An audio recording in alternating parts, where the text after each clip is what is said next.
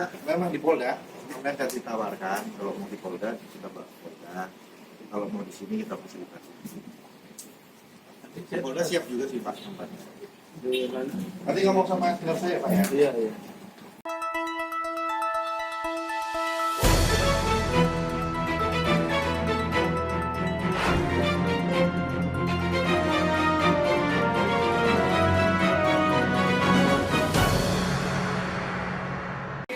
Iya Pak, memang di Polda.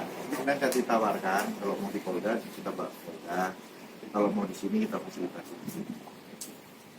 Di Polda siap juga sih Pak tempatnya. Di mana? Nanti ngomong sama senior saya Pak ya. Iya, iya. Pengaduan ada anggota masyarakat Ibu Tiara ya yang akan diperiksa. Jadi saya hari ini hadir sebagai advokat. Nah, ini baru pertama kali nih saya datang ya untuk mendampingi pemeriksaan Ibu Tiara. Nanti kita dengar seperti apa pemeriksaan, kita akan dampingi. Tapi hari ini panggilan buat Ibu Tiara itu di Polda Bengkulu ya. Saya tidak tahu agenda di sini apa informasinya. Kita mau diperiksa di sini, mau diperiksa di PSI informasinya. Makanya saya mau klarifikasi kepada penyidiknya ya. Kalau pemeriksaan saksi mungkin kita bisa paham lah.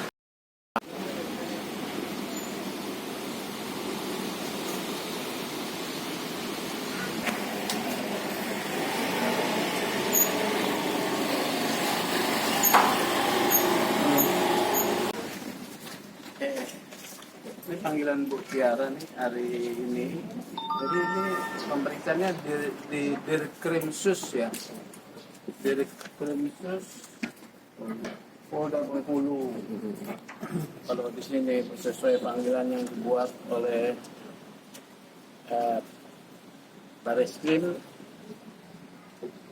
Eksus ya. Dirkrimsus ya. Hadir. Ini di Dirkrimsus. Tapi saya dapat informasi akan pemeriksaan di PSI. Ya kita ikuti dulu informasinya. Ya. Nanti kita akan dengar seperti apa. Pak, itu laporan apa Pak? Hah? Laporan apa? Apa? Kalau sementara yang kita terima Pak itu Pak? Ini dugaan ini apa tuh pelanggaran undang-undang perbankan kalau tidak salah di sini. Kebocoran itu loh berarti ya? Iya. Kebocoran bank itu ya? Iya. Jadi adanya fraud, dugaan penyalahgunaan penyalahgunaan kewenangan ataupun tindakan dari klien saya ya di waktu bekerja di sini. Tetapi banyak peran dari manajemen yang harus didalami juga ya.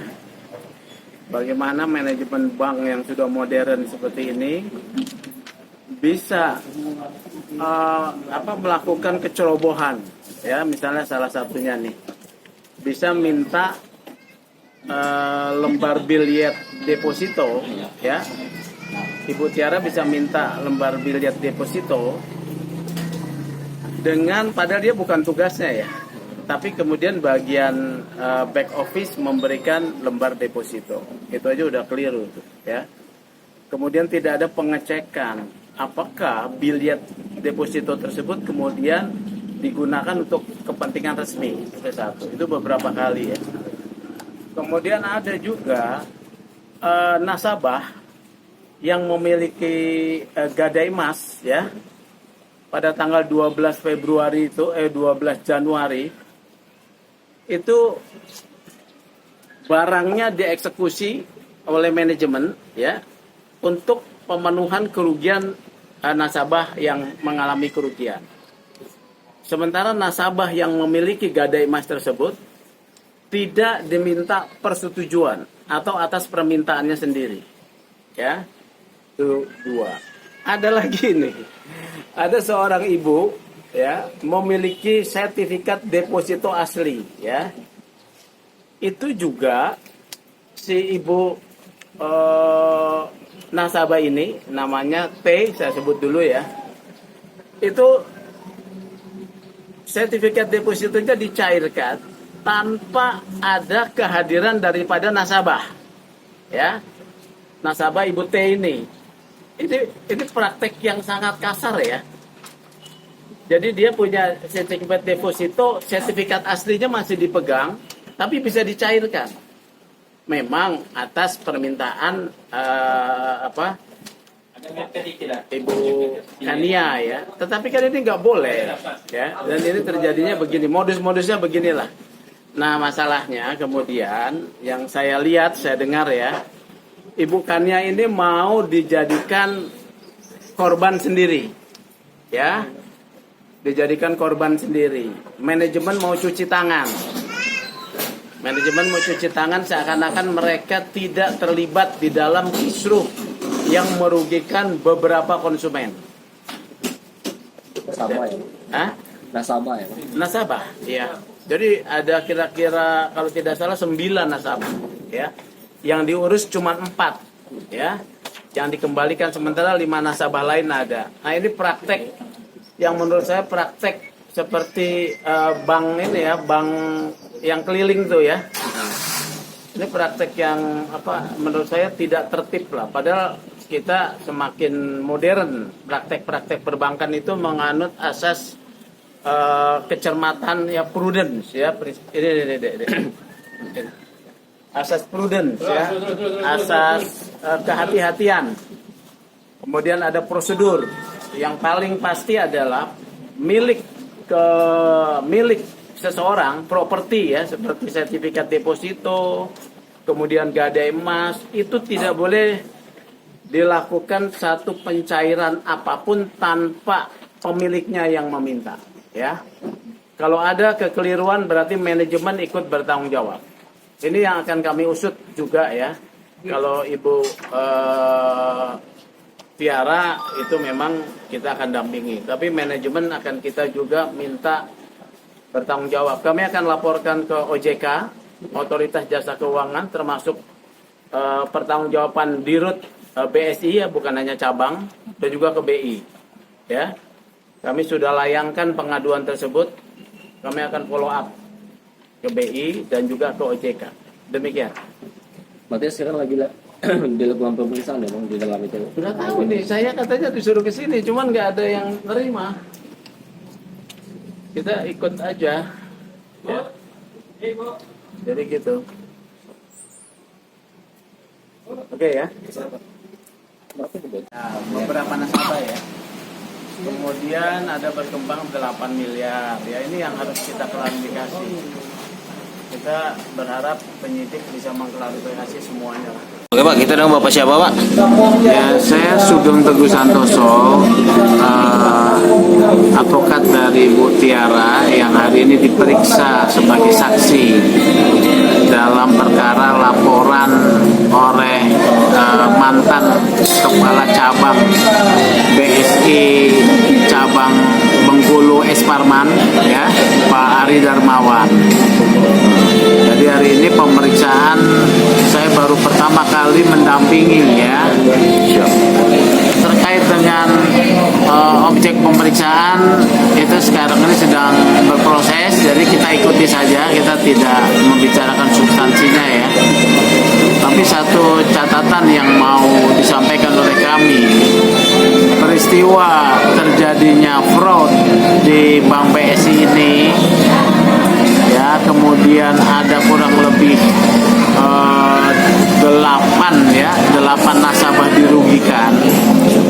Itu bukan semata-mata menurut saya kesalahan Saudari Tiara. Memang Saudari Tiara melakukan satu tindakan yang melanggar hukum lah ya, bisa dikatakan begitu. Tetapi rupanya sistem di dalam penyelenggaraan perbankan oleh BSI ini perlu untuk dicermati ya. Contoh, Tiara bisa meminta sertifikat deposito dari back office ya, tetapi kemudian back office tidak mengecek kembali apakah dengan dikeluarkannya sertifikat deposito tersebut ya telah terjadi transaksi dengan nasabah dan uang yang disetorkan oleh nasabah itu masuk dalam sistem. Ini adalah sistem perbankan yang sebetulnya sudah baku. Kedua, ada juga penarikan dana dari rekening-rekening nasabah seperti Ibu Tunsia ya dan lain-lain itu korban ya. Itu tidak dilakukan oleh nasabah, bisa dilakukan oleh pihak lain ya. Dan bank bisa kemudian meloloskan ini seperti pencairan deposito Ibu Tunsia ya. Kemudian ada dua juga yang kami mau sampaikan.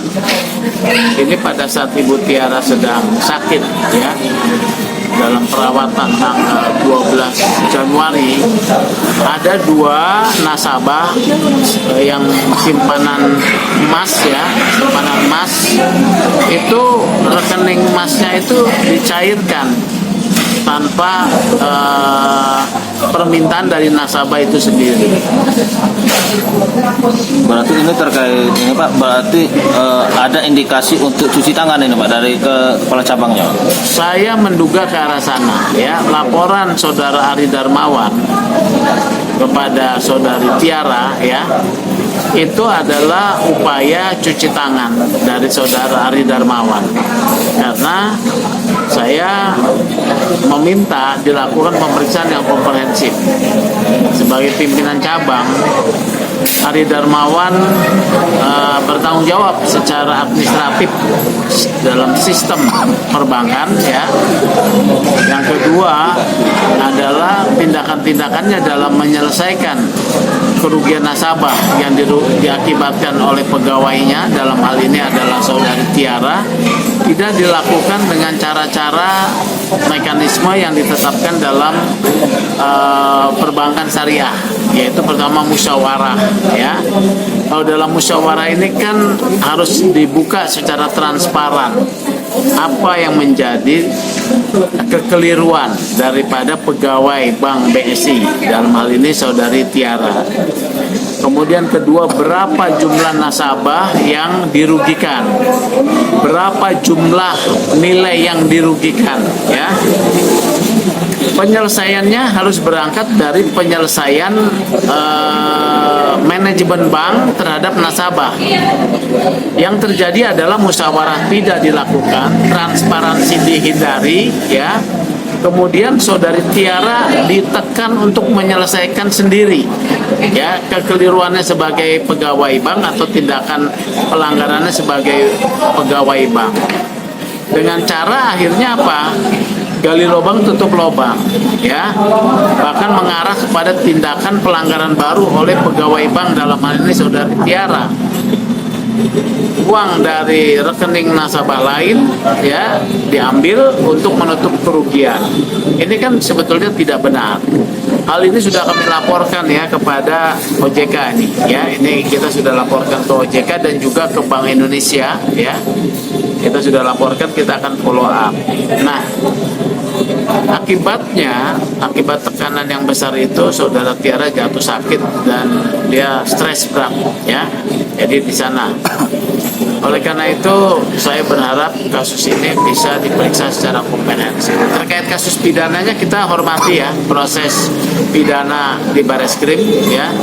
Tapi saya tidak berharap bahwa proses ini hanya untuk menyudutkan pegawai bank saudari Tiara, tapi tidak mau juga mengungkap pertanggungjawaban dari manajemen bank ya. Jadi ini yang dilaporkan ini ke Mabes Polri atau ke Polda Bengkulu ini Pak?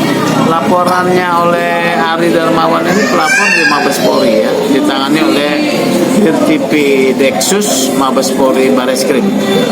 Berarti dia ini diperiksanya di Polda Bengkulu atau di Bank BSI Bengkulu? Diperiksa hari ini di Polda Bengkulu ya. Tadi sempat diklarifikasi sebelumnya rencananya di BSI, tapi terjadinya di tempat Polda Bengkulu. Ini Pak, menurut Bapak, apakah kasus ini pesanan dari mantan kepala cabang BSI yang lama dan yang selama ini diperiksa untuk menyelamatkan yang tersangka lain ini Pak? Dugaan saya ya, laporan ini adalah upaya cuci tangan ya. Memang ada tindakan yang bisa disebut dugaan pelanggaran hukum oleh pegawai BSI ya. Tapi laporan oleh saudara Ari ini dugaan saya adalah cuci tangan ya, hanya untuk menyudutkan. Oleh karenanya kami meminta OJK memeriksa praktek penyelenggaraan perbankan BSI secara syariah oleh Bank BSI cabang Palembang Esparman ya, secara menyeluruh ya. Oke. Terkait kasus Ibu Tiara ini Pak, sudah berapa kali Pak yang diperiksa selama ini Pak, yang Bapak ketahui? Yang saya ikuti dampingi baru 1 kali ya, karena memang saya baru ditunjuk, baru menandatangani kuasa tadi ya, tadi di Bengkulu, jadi baru 1 kali. Pemeriksaan sebelumnya saya belum tahu. Ini tadi Pak panggilan keberapa nih? Panggilan pertama sebagai saksi ya. Untuk kedepannya Pak, ini Pak, perkara tindak lanjut ini dari PH Ibu Tiara ini bagaimana Pak tindak lanjutnya? Kami sudah melakukan beberapa upaya ya. Satu, meminta perlindungan dari aspek nasabah lain ya. Karena nasabah lain yang dirugikan dari praktek unprofesional oleh BSI ini masih ada ya, masih ada 6 orang yang diabaikan hak-haknya ya, yang dianggap tidak dianggap ada, bahkan ketika meminta data dan keterangan juga tidak diberikan ya. Ada satu nasabah penyimpan emas ya, yang simpanannya dicairkan, sampai saat ini minta rekeningnya tidak diberikan ya. Jadi kami meminta kepada OJK, kepada Bank Indonesia, itu satu. Kemudian kami akan menyampaikan fakta-fakta secara lengkap kepada pihak-pihak yang berwajib ya, dalam hal ini juga kepada penyidik untuk diperiksa ya, tidak hanya membatasi pada pemeriksaan yang mengarah kepada saudari Tiara saja ya, karena di sini yang dilaporkan saudara Tiara saja ya. Ini Pak, jika barang ini terbukti tidak netralisasi, apakah memungkinkan Bapak sebagai kuasa hukum akan mengajukan permohonan gelar khusus ini Pak ke Mabes Polri? Oh, itu tidak tertutup kemungkinan ya. Kita akan ikuti dulu, karena saya juga perlu mendapatkan keterangan lebih banyak ya, data-data lebih banyak. Ini Pak, setelah dari Polda ini Pak, Bapak untuk besok kemana nih Pak? Pemeriksaan sudah selesai ya. Tim juga akan rapat ya malam ini sama besok. Kemungkinan akan ada laporan pidana ya terkait dengan pencairan 2 tabungan emas. Nah, itu oleh ada kuasa hukumnya tersendiri, nasabah, yaitu nasabah atas nama Ibu Tunsia ya. Satu lagi itu nasabah ibunya Tiara. Ini kan adalah nasabah BSI juga ya. Berarti hilang secara gaib berarti Pak? Ya, tiba-tiba tabungan emasnya tanpa di atas permintaan daripada pemilik tabungan tersebut hilang. Nah, ini kan pelanggaran ya.